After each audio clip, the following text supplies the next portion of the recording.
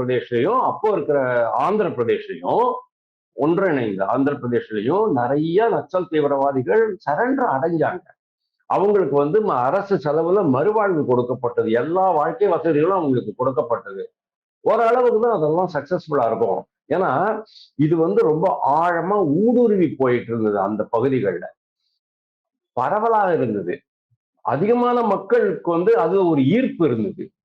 அதனால அவங்க காங்கிரஸ் கவர்மெண்ட் காலத்துல இதெல்லாம் பண்ண முடியல. நரேந்திர மோடி பதவி ஏற்ற பிறகு கூட அவருடைய முதல் அட்டென்ஷன் இதுவா தான் இருந்துச்சு. பொருளாதாரத்திலையும் நம்ம நாடை சரி பண்ணி ஆகணும். உள்நாட்டுக்குள்ள எது தட்டுப்பாடு இல்லாம, ஏன்னா 140 கோடி பேருக்கு நீங்க சோறு போடணும் இல்லையா? உள்நாட்டுக்குள்ளேயும் எதுவும் தட்டுப்பாடு இல்லாம மக்களை காப்பாற்றணும்.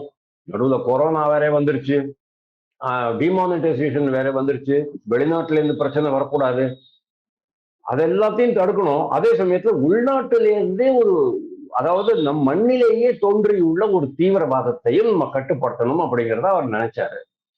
முதல்ல அந்த 5 வருஷம் 2014 இருந்து 19 வரைக்கும் 2 பேர் உள்துறை அமைச்சரா இருந்தாங்க. ராஜ்நாத் சிங்கும் இவரும் அருண் ஜேட்லியும் ஓரளவுக்கு கட்டுப்பாடு தான் இருந்தது. ஆனாலும் அவங்க பண்ணினது போராது. 2019 அமித்ஷா உள்ள வரார், உள்துறை அமைச்சரா வரார், ஃபர்ஸ்ட் டைம் பார்லிமெண்ட்டுக்கு வராரு.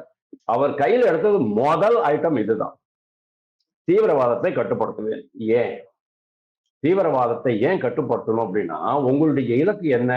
2047 நம்ம நாடு ஒரு வளர்ந்த பாரதமாக இருக்க வேண்டும். அதாவது உங்களுக்கு இவ்வளவு பெரிய விஷன் இருக்கு.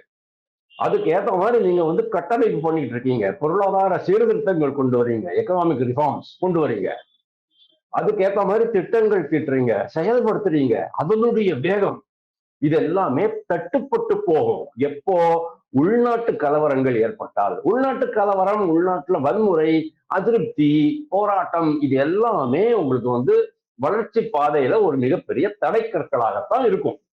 இது எல்லாருக்குமே தெரிஞ்சதுதான்.